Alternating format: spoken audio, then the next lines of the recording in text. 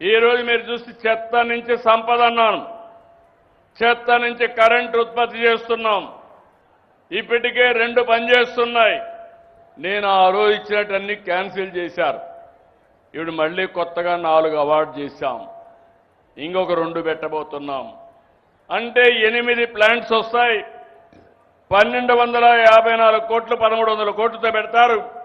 దీనివల్ల మీరు గుర్తుపెట్టుకోవాల్సింది, మీ ఊరిలో మీరు ఉత్పత్తి చేసే చెత్త కాంపోస్ట్ కన్నా తయారు కావాలి, లేకపోతే సర్క్యులర్ ఎకానమీలో ఉపయోగించుకోవాలి. అది కూడా కానప్పుడు నేరుగా ఎనర్జీ తయారు చేసే ప్లాంట్కి పంపించాలి.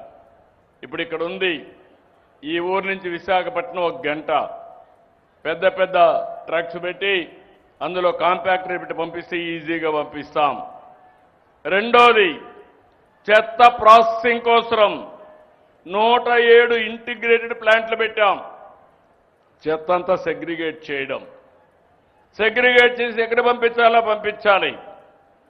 దీనివల్ల మీరు చూస్తే రాబోయే రోజుల్లో ఎక్కడ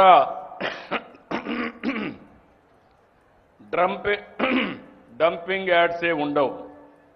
మూడోది, ఏ గ్రామం కానీ ఏ ఆఫీస్ కానీ నెట్ జీరో అంటున్నాను.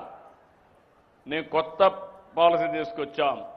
ఈరోజు స్కూల్స్ ఉన్నాయి, హాస్టల్స్ ఉన్నాయి. పిల్లలు అక్కడ తిని కొంత తిండి బారేస్తారు, చెత్త అంతా జనరేట్ అవుతుంది. చదువుకునే విద్యాలయాల్లో, దేవాలయాలు లాంటి విద్యాలయాల్లో చెత్త చెదారం వల్ల చాలా ఇబ్బంది వస్తూ ఉంది. అందుకే నేను నెట్ జీరో అన్నాను. ఆ నెట్ జీరోలో పిల్లలందరూ గుర్తుపెట్టుకోవాల్సింది, మీ కాలేజీ ప్రెమిసెస్